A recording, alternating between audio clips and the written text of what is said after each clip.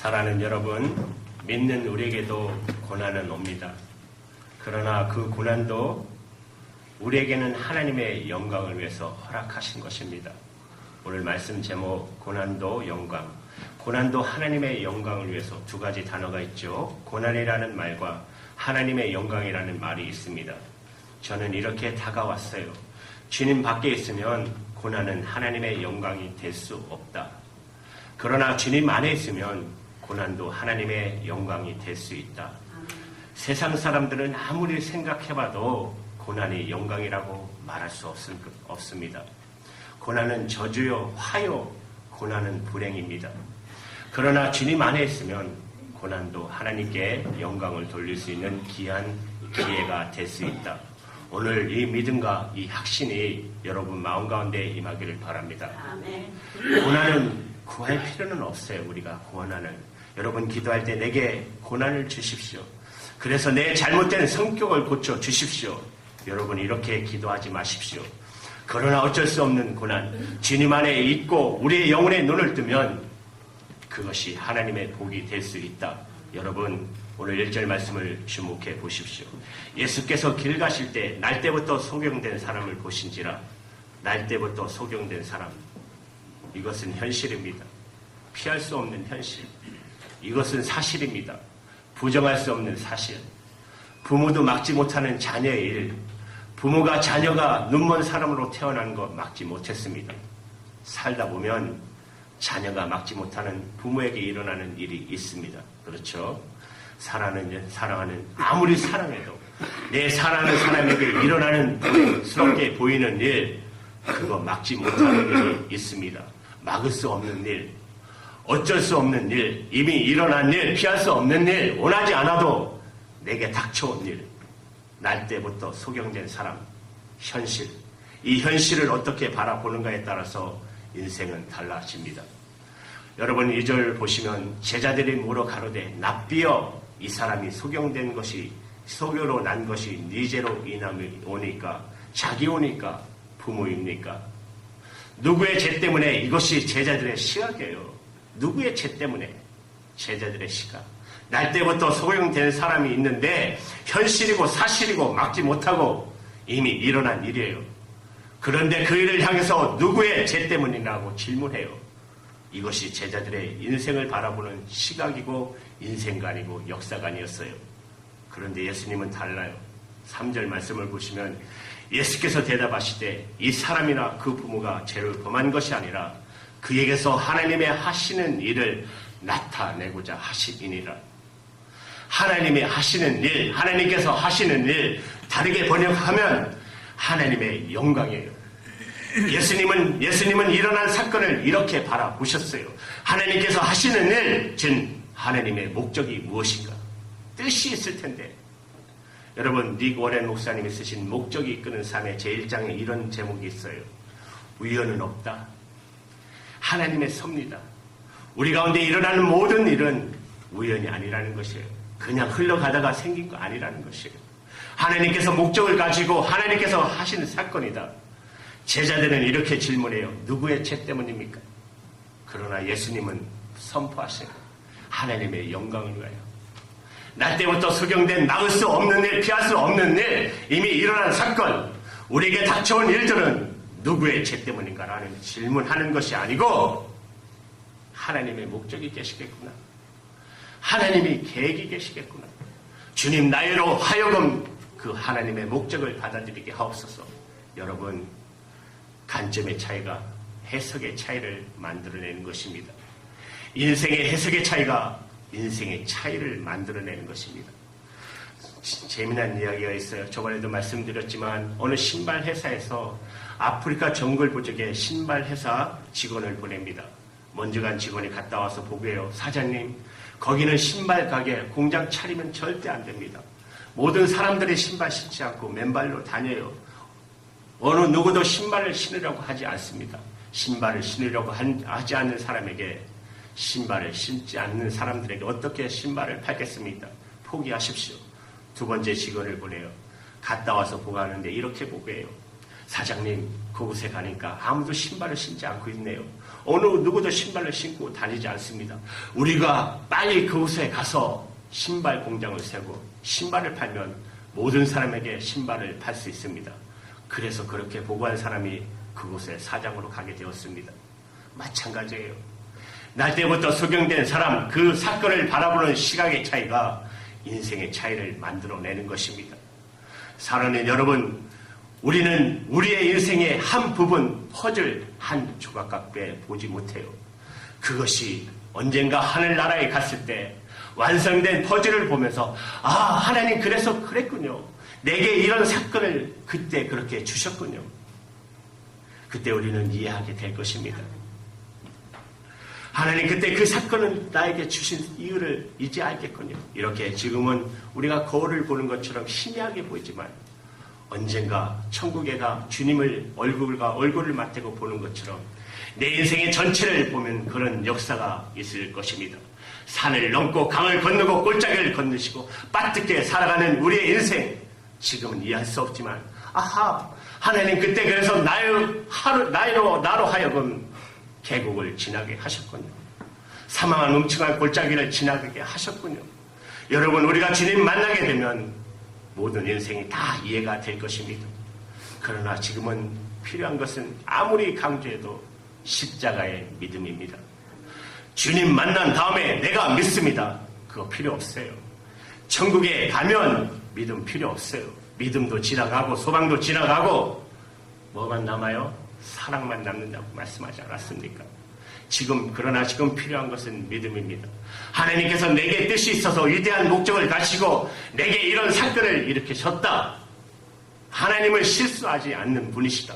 하나님은 내 인생을 망가뜨리지 않는 분이시다. 하나님은 반드시 분명히 위대한 목적, 아름다운 목적을 가지고 선한 목적을 가지고 내 인생에 이런 사건을 일으켰다. 여러분, 내가 이 자리에 있고 여러분이 이 자리에 있는 것도 현실입니다. 우리가 겪는 일도 현실이에요. 사실이에요. 그것을 바꿀 수는 없어요. 그러나 어떻게 바라보는가에 따라서 인생은 달라집니다. 따라해보세요. 하나님은 목적이 있다. 하나님은 목적이 있다. 여러분 꼭 세 가지를 고백하십시오. 하나님께서 하셨다. 하나님은 목적이 있다. 하나님은 선물을 주기를 원하신다. 꼭 세 가지를 고백하십시오. 하나님께서 하셨다. 우연이 아니라는 거예요. 여러분에게 일어나는 모든 사건은 우연이 아니에요. 두 번째, 하나님은 목적이 있다. 여러분에게 일어나는 모든 사건이 그냥 생기는 게 아니라는 거예요. 세 번째, 하나님은 선물을 준비하고 계시다. 그 뒤에 잘 통과하면 선물이 있습니다. 여러분, 골짜기를 지나면 풀밭이 있죠. 산을 넘어가면 강가가 있어요. 자신을 바라보는 시각을 하나님께 하셨다. 하나님께서 내 가운데, 내 인생 가운데 이렇게 하신 것은 목적이 있다. 그리고 세 번째, 하나님은 좋은 선물을 예배하고 계시다. 항상 우리의 시각은 부분적이잖아요. 그러나 하나님의 시각을 바라보면 어떤 일도 받아들이지 못할 일은 없습니다. 하나님은 나를 위한 위대한 계획을 가지고 계시다. 여러분, 우리는 기도할 때 꼭 기도할 것이 있는데 하나님의 관점을 갖게 하여 주시옵시고. 여러분, 사탄이 역사하면 우리는 한 부분밖에 보지 못합니다. 사탄이 역사하면 과거밖에 보지 못해요. 왜 내게 하필 이런 일이, 나에게 누구의 죄 때문인가, 부모의 죄 때문인가, 이 아이의 죄 때문인가, 다 과거죠. 다 과거잖아요. 그러나 성령님이 역사하시면 미래를 봅니다. 하나님께서 목적을 가지고 어떤 일을 나에게 행하실 것인가, 미래를 바라보게 되는 것입니다. 저는 선포하고 축복합니다. 이 시간 성령님의 역사로 인간의 시각이 아니라 하나님의 시각을 갖는 놀라운 역사가 이 시간에 되기를 선포합니다. 아멘. 예수님은 세상의 빛으로 이 땅에 오셨어요. 요한복음 8장 12절에 나는 세상의 빛이니 나를 따르는 자는 어둠에 다니지 아니하고 생명의 빛을 얻으리라.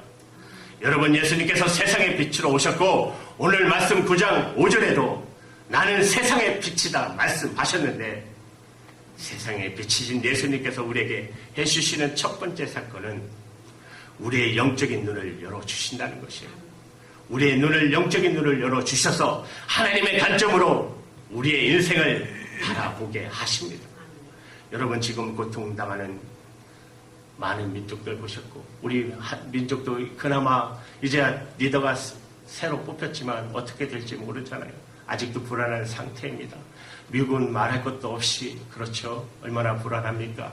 홈리스들이 얼마나 많은지 이제 집에 퇴근하면 가다 보면 깜짝깜짝 놀래요. 골목마다 시커먼 사람들이 있어서 보면 홈리스들이 그냥 서너 명씩 모여서 길가에 그 막 구석구석에 다 모여 있어요. 동네마다.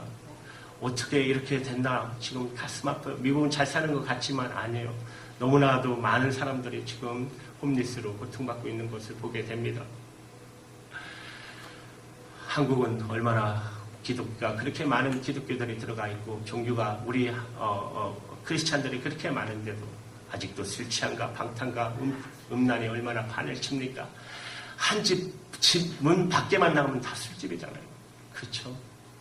정치적으로 얼마나 또 방탕합니까? 성령님은 우리의 관점을 바꿔주셔요. 우리의 영혼의 눈을 열어주셔요. 이 시각의 차이가 인생의 차이를 만들어내는 것입니다. 여러분 더 깊이 들어가면요. 제자들은 누구의 죄 때문인가? 사람을 보지 못해요. 그 사람의 아픔, 그 사람의 고난을 보지 못해요. 그냥 저 사람 눈먼 성령으로 태어난 것은 누구의 죄 때문인가? 사람을 논쟁거리로 삼아버려요. 여러분 사람의 사건을 논쟁거리로 삼아서 시시비비를 가리면 그 사람 마음 더 아파요. 그러나 예수님은 하나님의 영광을 위하라는 관점으로 그 사람을 생각합니다. 사랑의 대상으로 봅니다. 제자들은 눈먼 사람의 인생을 바라보면서 논쟁거리로 삼고 시시비비를 가리고 그들의 논쟁의 대상으로 삼았지만 예수님은 저 사람을 고쳐줘야 되겠다. 그리고 저 사람 가운데 하나님의 영광이 드러나겠구나. 사랑의 대상으로 다가가셨습니다. 여러분 시각의 차이가 태도의 차이를 만들어내는 것입니다. 사람을 만날 때도 이 사람이 가능성이 있구나. 나를 바라볼 때도 하나님의 계획이 있구나. 이 시간 다시 한번 선포합니다. 성령님의 역사하심으로 저와 여러분의 관점이 완전히 바꿔지는 놀라운 역사가 있기를 선포합니다. 아멘. 예수님께서 시각의 차이를 또 드러내 주셨는데 오늘 본문의 4절의 말씀을 보면 이렇게 말씀하세요. 때가 아직 낮음에 나를 보내신 일을 우리가 하야 하리라. 밤이 오리니 그때는 아무 일도 할 수 없느니라.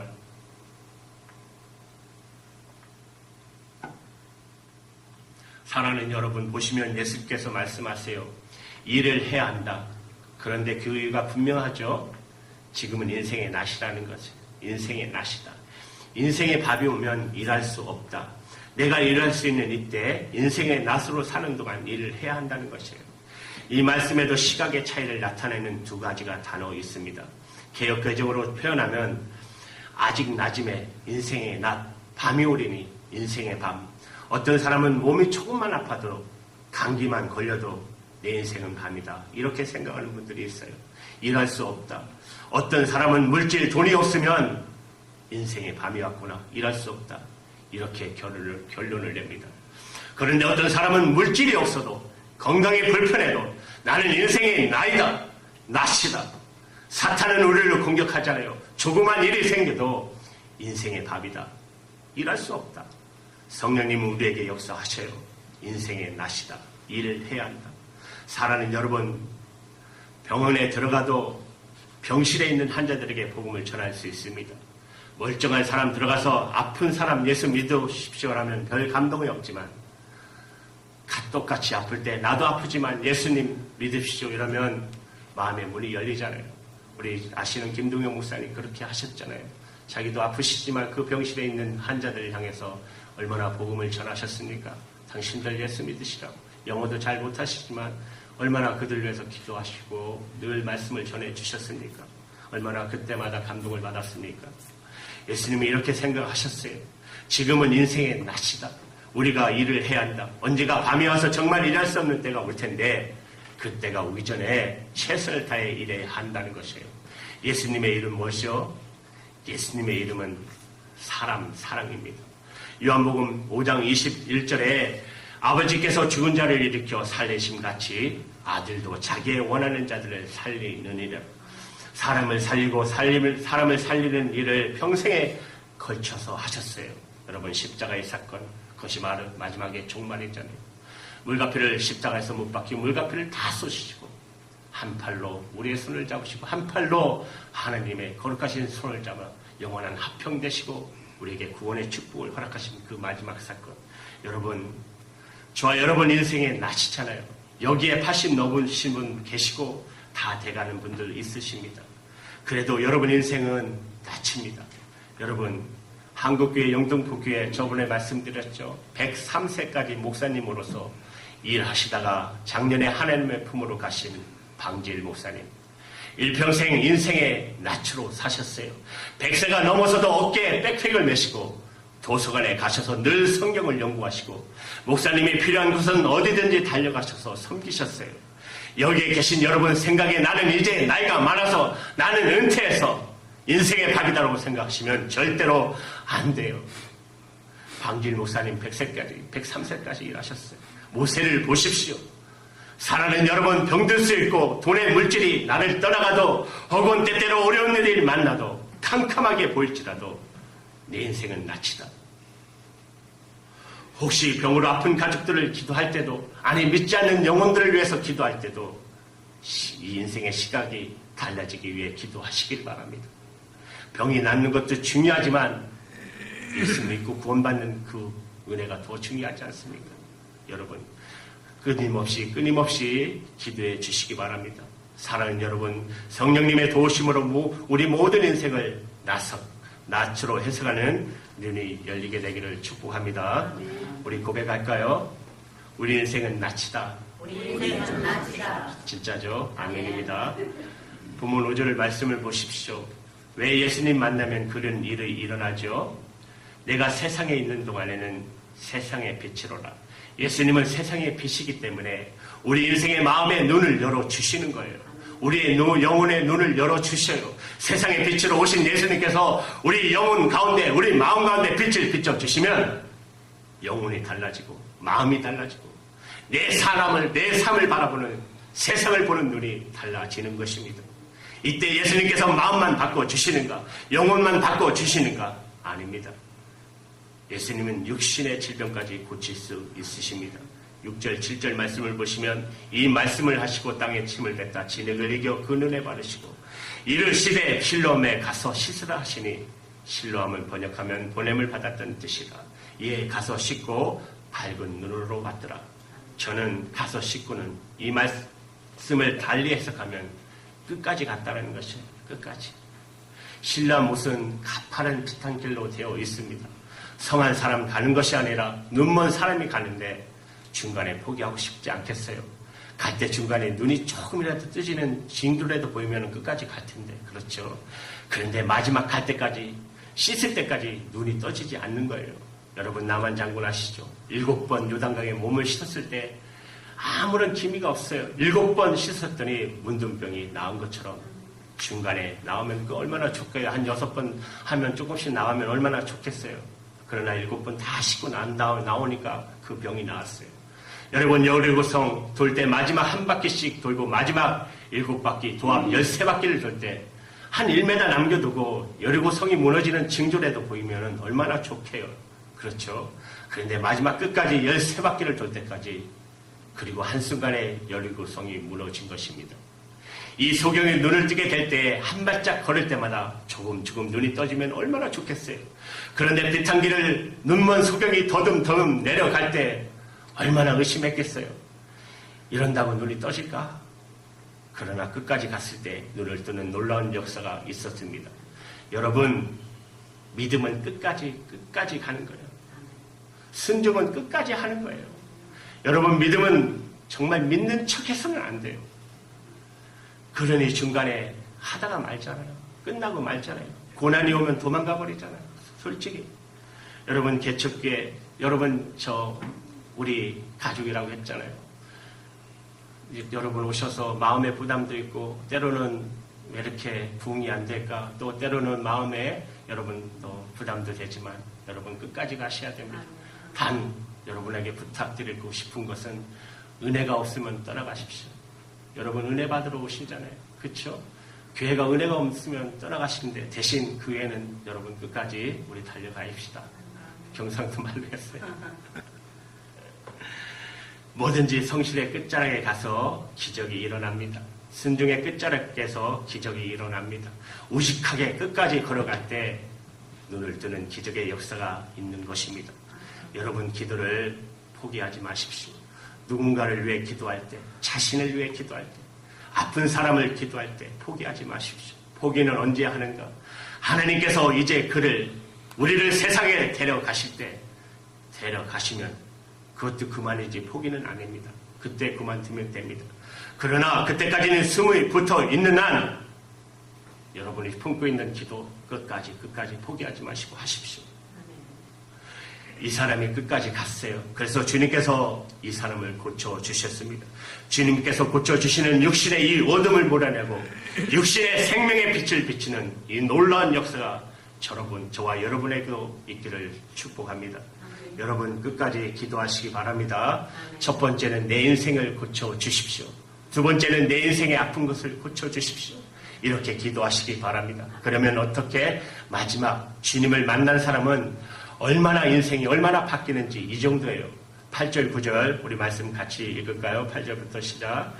이웃 사람들과 및 전에 저가 버리는 것을 보았던 사람들이 가로되 이는 앉아서 구걸하는 자가 아니냐, 혹은 그 사람이라 하며 혹은 아니라 그와 비슷하다 하거늘 제 말은 그가 그러라 하니.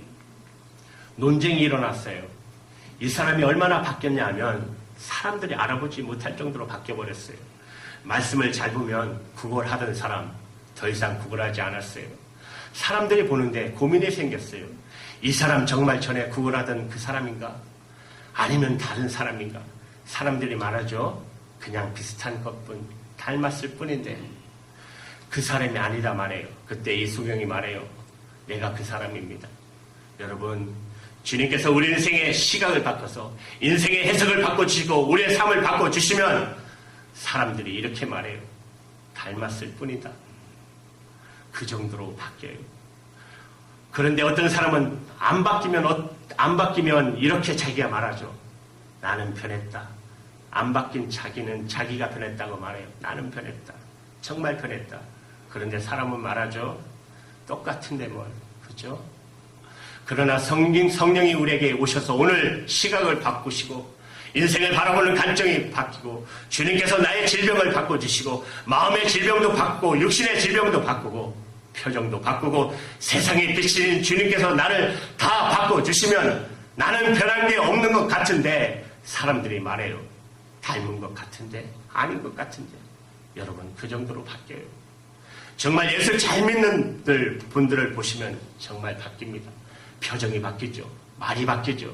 이 자리에 있는 모든 분들 다 그렇게 바뀌셨죠? 여러분 내가 나를 바꾸면 똑같은데 뭘. 사람들이 나를 보면 그렇게 말해요. 그러나 예수님께서 나를 바꾸시면 성령님께서 나를 바꾸시면 사람들이 알아보지 못할 정도로 바뀌어 버립니다. 왜? 예수님은 세상의 빛이기 때문에. 그런데 10절에 사람들은 어떻게 바뀌느냐고 그럴 때 어떻게는 주님이 정하시잖아요. 방법은 주님이 정하십니다. 핵심, 오늘 말씀의 핵심이에요. 예수라는 그 사람이, 예수라는 분, 그 예수라는 분이 그 사람을 고쳤습니다. 오늘 예수님은 지금 우리와 함께 계셔요.